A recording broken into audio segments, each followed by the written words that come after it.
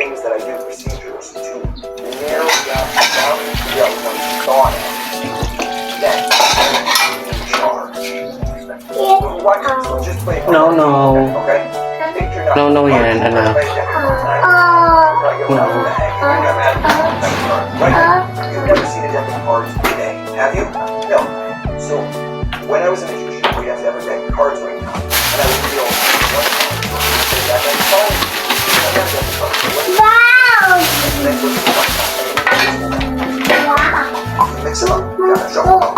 Let's see them skills. Okay? And now you take those cards. And I want you to do this. I want you to spread them out in front of you. Spread them out in front of you. You can see all 52 of them. And you can make a conscious decision. Some people would say later, well, some of these things, use certain words, certain hand gestures. Something is already planted in your mind. That my good. I want you to see even more positive. Take the cards. Take one more shot. And now, spread it. It's now. Right now, if I told you to reach down and pick any card, there's no way you can influence because you don't know what it is. Yay!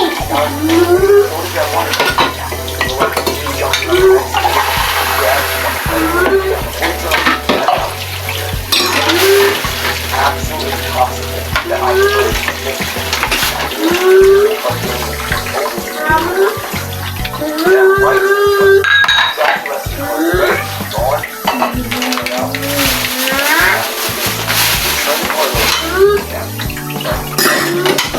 hold it up. I want you to picture that card right there. You see it? Now watch.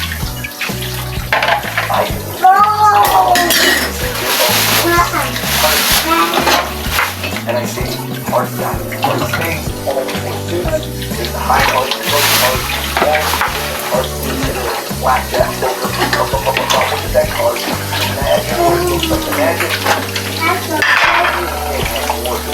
Those are very full. Example, I have two cards. You go on the screen. You know what you did? You decide at the back of the mind.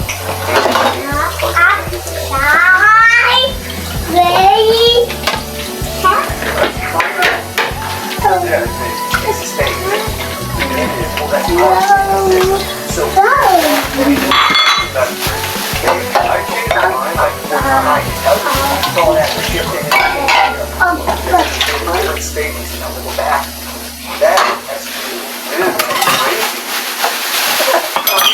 I was absolutely trying to look like the first. I can't help trying to money. Get out of the way. I am a wrestler. I get to call the shots. It doesn't go to work with everything. I know what I like. In like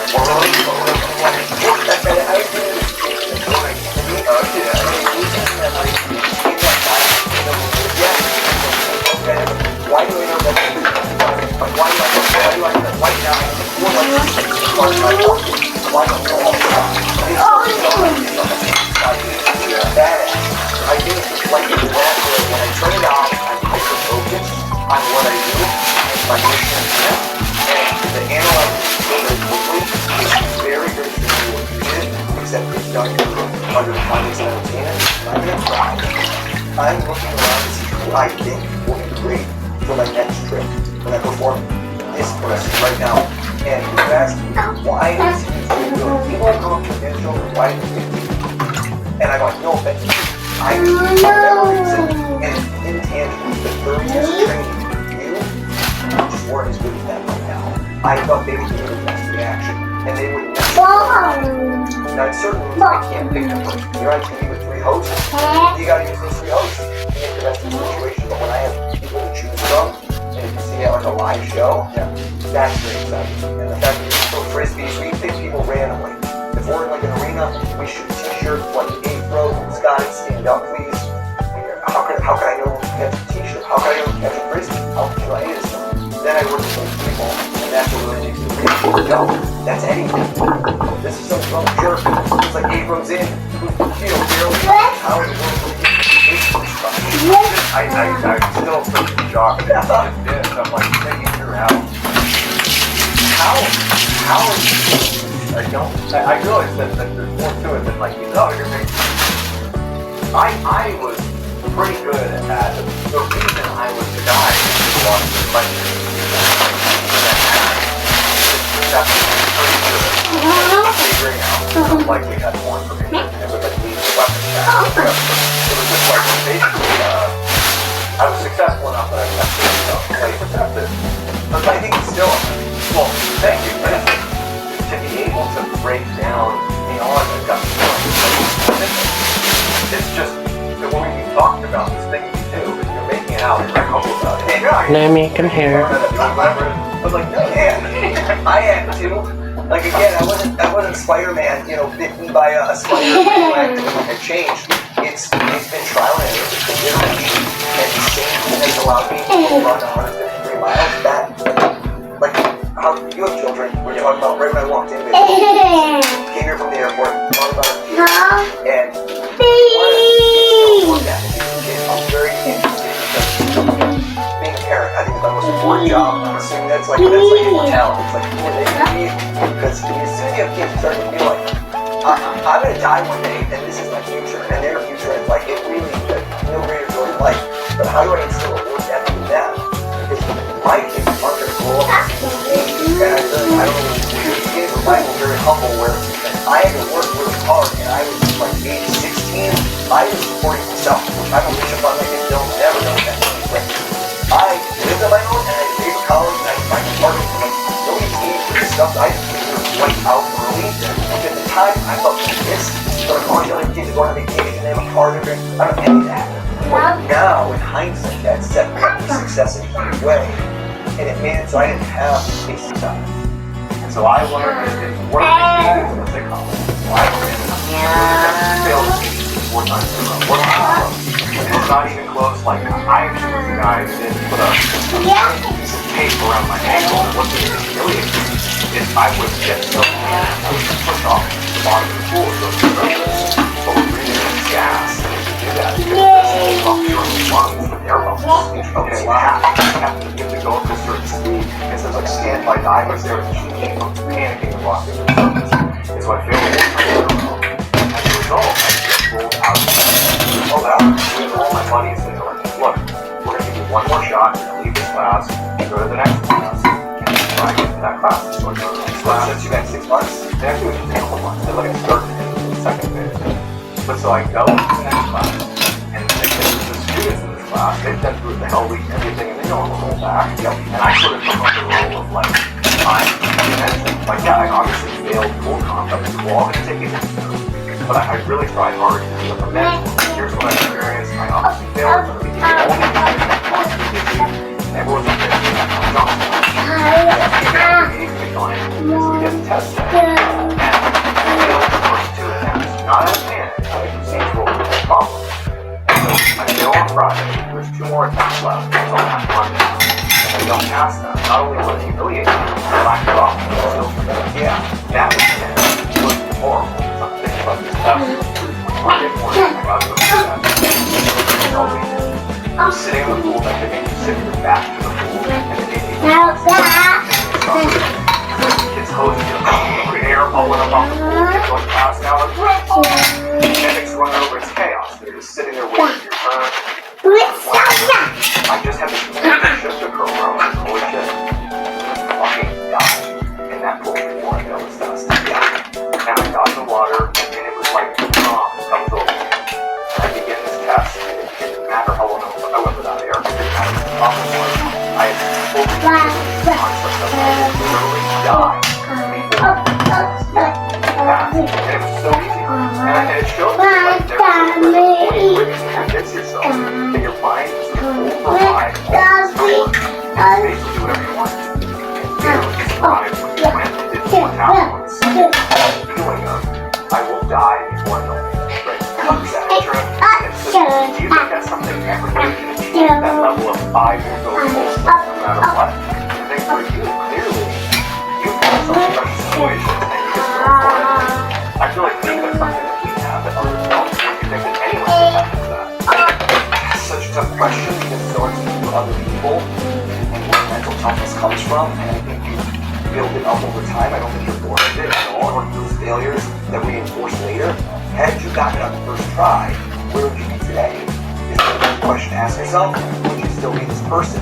So when I came back the second time, I had this guy who I saw at a mile, I don't remember what mile it was, probably I came after 7. He was this old, and he was like, he's screaming up, hey, we're in the middle of the night, and I'm a wreck, bro. Like just puking maybe 100 times, and now I'm right at the DNF stage, which in the parlance of ultra marathons did not finish. They don't write a time next to the DNF, which is so embarrassing. It just kills me. So I've already written my speech. What I'm going to tell my wife here, when I went to Greece and spent all this money, and my friends were like, dude, how you doing that race? And you gotta talk about, you gotta sort of learn from this experience, not come back strong with all that bullshit that you should have finished. And so I see this guy, and I'm already talking all this stuff. Oh man, I'm mad today. We're at aid station again, no overnight. We're inside all night. This guy looks at me, looking at his eyes, crazy eyes, that old thing. I'll never forget, he looked at me, and he goes, if you cannot run, walk. You cannot walk, but you never stop like a cycle, like a zombie apocalypse. And in the moment, I couldn't digest it, right? I couldn't take that bottle up and shoot everything. I was slowly and I left. I couldn't hunt him because this guy, like that when he had his eyes, is what I need to have the next year. And that slowly worked into my DNA. And when I got there, I was on that attempt. When I started, there was no doubt. There's no doubt.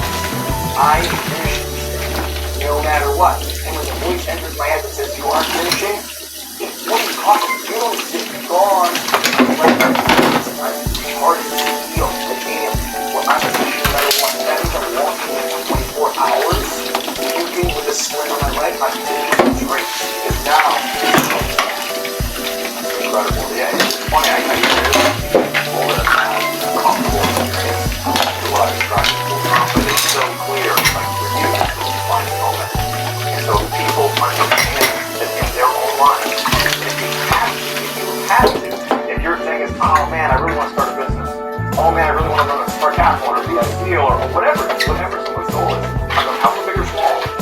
If the stakes were as big as they could possibly be, you could right, or you could die trying. That's the level of commitment that some people need to understand goes into success. It's compounding effect. Like as soon as I became a SEAL, it showed me that I now have the capacity to set goals and achieve, not be someone who claims to want to do things, but then right in that story of why right? And that knowledge, that exactly what you said, the knowledge that you get now changes the way your life is wired. Because now you go, oh my God, what else could I do? And now if I set my mind to it, you start to believe in yourself in a certain way, and that becomes self-fulfilling.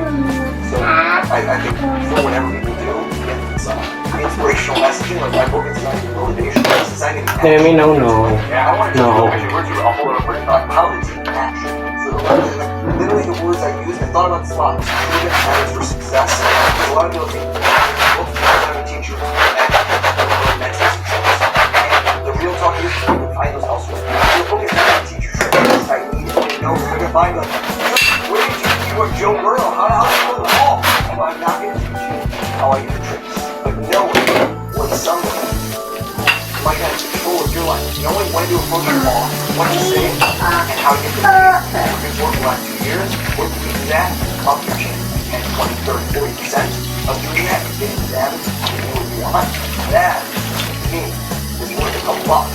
That's worth your time, more valuable than my money. The book, and you got a lot of funny stories baked in there as well from my crazy life. This book really captures the essence. He has put himself in highly stressful situations and persevered and lived a life of basically pretending that everything is a must succeed, and how to basically harness your mind. And in some ways, learn how to lead other people, influence other people. But this is a very powerful, I'm going to call it a self-help book. To me, this is like practically a Bible of how to motivate, how to be the best version of yourself. So it's an amazing book. You got to check it out. Thank you. Your fellow Navy SEAL David Goff is quote on the top that says, "Learning that is the most powerful weapon in your mind," which encapsulates what the entire entire book is all about. Your life is success. Whatever success is defined for you, maybe it's monetary, maybe it's so I just want to do something I'm not doing now. How do you get from step A to B to C? I know that sounds too silly, but in almost every instance, other people are involved in that journey. My whole training has been how to win over people, how to know their people, how to influence, right? How to get rid of the fear of rejection and failure, which is Tammy, no. mostly what holds No. you back. That is such a huge factor. When I was in a restaurant magic and all those little things I learned how to do,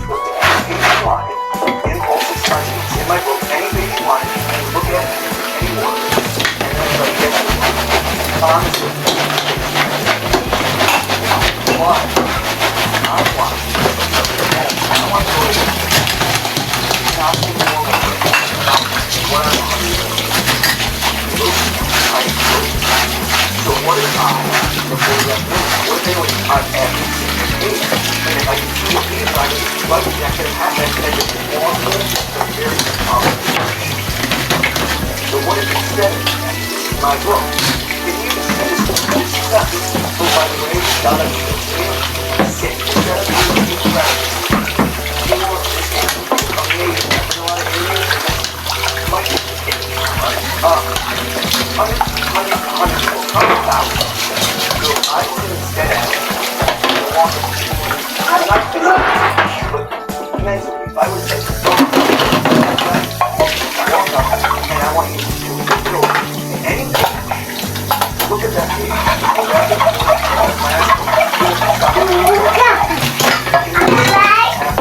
Close your eyes, keep in mind that vision that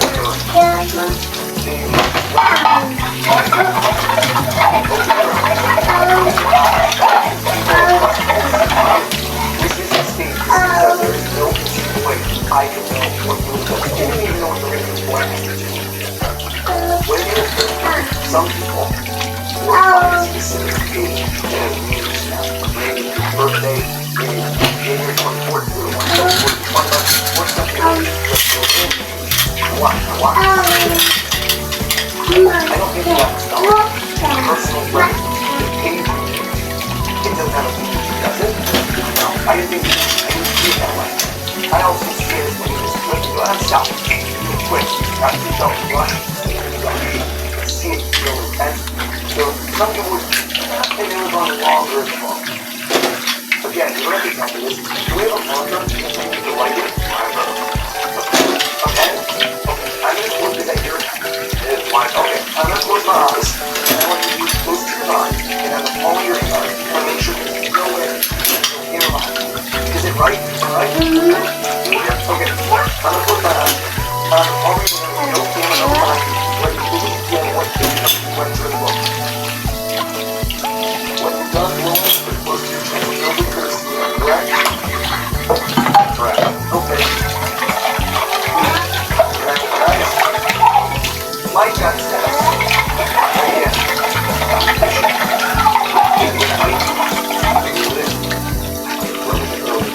like that says, now I ask myself, yes, I'm going.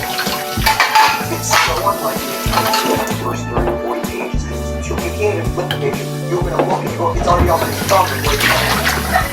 Now what feels like a, what feels like a head down, some action, and now it's like backward action,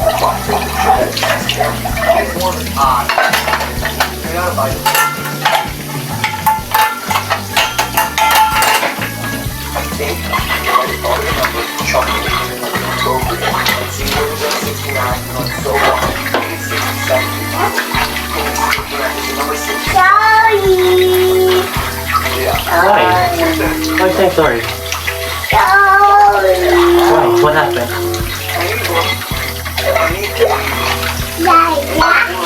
Say yes. Why? Yeah. Poo-poo. Ew. Nagpupo ka? Yeah, pupo. Ew.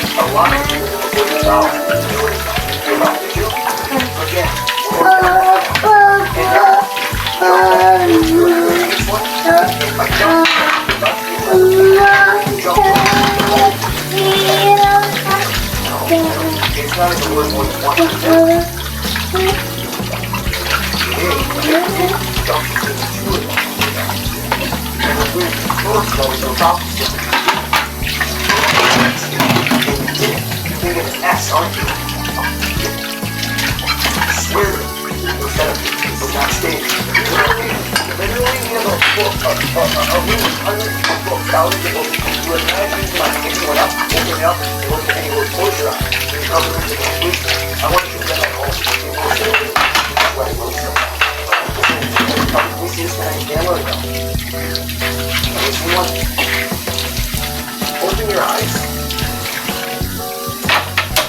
What do you think? Visible, page 57. You saw hundreds of words you stopped. One of them jumped out at you. What was that word? Chastise. Oh, dude. That's such a random word. That's crazy. This is not staged. This is crazy. That's crazy. I picked that because that's the most bizarre word. That's crazy, man. I don't even know what to say. I'm looking at other people and I don't know what to do. That is, I gotta be honest, I don't even know what to say. I'm shocked. I can't find was able to do this, but this is not set up. He walked in, so it was in 2 minutes to a film. This is I'm all the way. Create memorable moments that you can take and the stories they tell, and you can chastise them. You got a story that's going to live in your brain for a while. That's my goal. I just put a split in your brain, and you're going to try to pick out your... No, I mean, I wasn't going to do page 67. I did that at the last minute. I changed. That is so wild. What was like your first time doing this? Like, your first big moment of big trick with a big on it? So, I just can't be bought what has to be bird. There's no checking the right to get that. Right? There's certain things you want. You really have to earn. So when I did that show, American Got Talent, I never expected those ones to get. I every show that was in, I gave my all. I didn't think what I'm going to do. It's something when I hear wide receivers, I guess because they're really focused on the long term weight. You do not think of what you're going to do after you catch the ball when you drop the ball. And so my mindset every single time is I'm going to do everything I can right, and there's no anesthetic, which I think is a powerful thing to do, because as soon as you're being anesthetic, you start getting hung up and you drop the ball. So we're like, everything, it was the highest level of insane. Actually, it's true. Oh crap, I didn't plan on getting the next round. We were just kind of competitive. It was like a few against the oceans. So when I got to now, we didn't show, which now, we were watching TV online. This is one of my favorite things in the future, and they're live. Raiders live. That means I am on tape. This is how you know. And this is Gary. And everyone else. You screw up. The game goes. You'll be on. It's not going right. So you can't let it work. You didn't think of what happened. And none of those things happened. I came out of it. So my finale, that was one of the moments where it might change. I believe it now. So you accomplished so much. You clearly are somebody that is taking big swings. Do you have any life items that still are like, I really want to accomplish that? It's funny you think that I think I'm just starting, but in my mind, I'm so forward facing, and it's something I tell myself, oh, these things are like in that moment. It's always like, what's that? What down? It's about it. You prefer certain things or have a patient moment, meditation moment. So I'm like, in the room, Steve School, rock, like you said, more like, 20 years ago, if you could go that time machine, meet yourself, like smart and wide open. You're not going to believe what you're going to do for 20 years. But there's a lot of things. Having a new series, I'm so excited on that. That's been years and years and years in the making. Not just like the relationship, but it shows you that I am, not just what I do. Right? You're like, what am I? What am I? What makes me sick? Hopefully, the book too is something I feel confident with a book. What's going on? I started to learn I do in my life that are sticking out with me. Hey, no, yeah. No. Close the door. Close it. Very good. Thank you.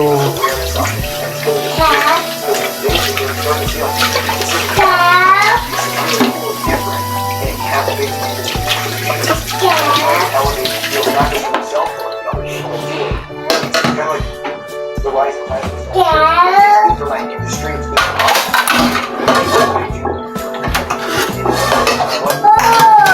tied to it. I'm going to be the name brand for this part. When you ask someone for 5 years, who's your favorite mentalist? If you ask them that today, the question is, what's a mentalist? In 5 years, if I want my job, the instant you answer that question, you mean like most mentalists? Like the Google, the Kleenex, the bottle. Around yourself so closely with what this is and what you appreciate.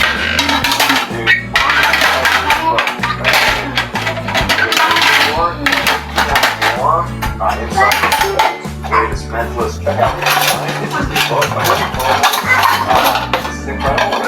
Tips, tricks, secrets, you don't have to check it out. On here. Thanks, Anna. Thank you. Seriously, my book is I don't even know what this is. Chastised.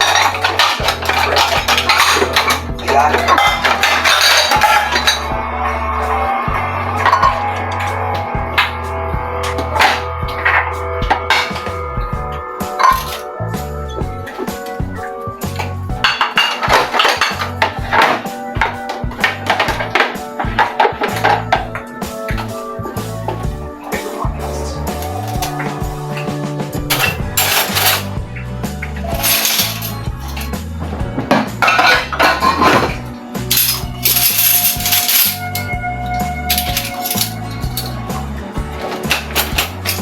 On the night of August 30th, 1892, a 20-year-old man named Benjamin Trudell minded his bed inside the airport life-saving station, which was a small government building right off the coast of Lake Superior in Michigan. Benjamin was a member of the Life-Saving Service, which was a precursor to the U.S. Coast Guard, and he was currently working overseas as a surfer, moving on to a lifeguard, but specifically for ships that were out on the dock. He was there with a bunch of other surfers who were all taking ships, either sleeping, patrolling the beach, or staying awake inside the station in case somebody came. Benjamin had just finished a 4-hour beach patrol, which had been pretty uneventful, but at the same time he was still walking around for 4 hours on the sand, and so he was right there. And so now that he was back at the station, he had a little bit of time where he could basically take a nap. So he set his alarm for 4 hours later. Station and take on another shift. Then he told his fellow servant and a few hours later, though, Ben shot his head. He had breakdowns around the room. He was covered in sweat. His arms was wasted. After a second, he realized that he's okay. He's in the station. He's safe. What just happened to him was just he had like a he felt so that it really took him a second. Benjamin was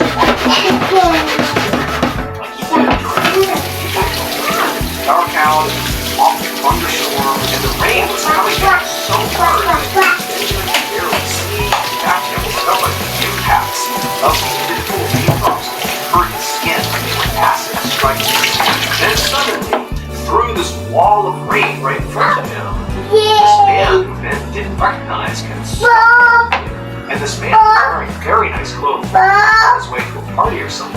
But, they're down close to this lake and it's storming out like it didn't make any sense. But Benjamin, he just stared at this guy and didn't say anything. And the guy looked right back at Benjamin. Without saying a word, he just reached out and really aggressively shook Benjamin's hand. But then, as Benjamin was watching his hand be shaken around by this guy with wild eyes turns and he points out to the lake that's right next to them. And even though he didn't say anything, he pointed with this level of urgency. There's something out there, something bad. You need to pay attention to whatever it is. And so Benjamin, he turned and his hands started being shaken by this guy. And he looks out, it's just a wall of water. He can't even see the lake and he has no idea what this guy is trying to tell him. And it was at that point that Benjamin sat up and waited. Now, objectively, Benjamin understood that while this dream definitely was creepy, it wasn't really terrifying. It's raining and storming, and a random guy came up and shook his hand and pointed at the lake. Like it's not terrifying. But for some reason, for Benjamin, it just felt so real that was the thing that made it so unsettling. It felt like he really had gone out there and really had this interaction. Now, Benjamin was not the type of guy that would, find meaning in dreams. He basically chalked dreams up just dreams. But there was something different about this thing. He felt almost intuitively like what had just happened in his dream was a warning. That man, whoever he was telling Benjamin something that had to do with the lake. He didn't know what it was. But as Benjamin thought about this, he knew how sort of crazy that sounded. He figured that maybe he was just kind of caught up in the immediacy that he just had this dream. Really, the only reason he felt like it was because it just happened. So maybe he just went outside and got some fresh air, and then some time passed, and he would, let this dream fade into the ether, and he'd go back to normal life. And sure enough, when he got outside and got some fresh air, he did feel better. He did still feel like that 3 minutes. And so he just walked down to the coast, which is area where he was in the dream, to the circle. We were down there doing their own patrol. And there, there was nothing unusual happening. The lake was so calm. And then surfman and just kind of told him about this dream, and he was almost joking about it. He's like, it felt so real that I almost feel like it was a warning of some kind. Yeah, it's just and the other surfmen who were listening just thought it was crazy. Excuse me. And that was it. The following day, around noon, Benjamin and his fellow surfmen were hanging out inside the life-saving station. All of a sudden, this guy was stumbling into the station, and he Hey, excuse me. And he was visibly shaking so much that it almost Excuse? What's your name? Benjamin immediately asked very good. How old are you? What's brought you here? Mama. And the man, How old are you? struggling to just breathe at this What? point, How old are you? composed himself and just said, I was Mama. No, how old are you? That's Mama. as soon as he said No. that, How old are you? total discomfort because One, he very was good. sunk on Mama. Where's the Mama? life-saving Mama is at work. Mama. was Mama.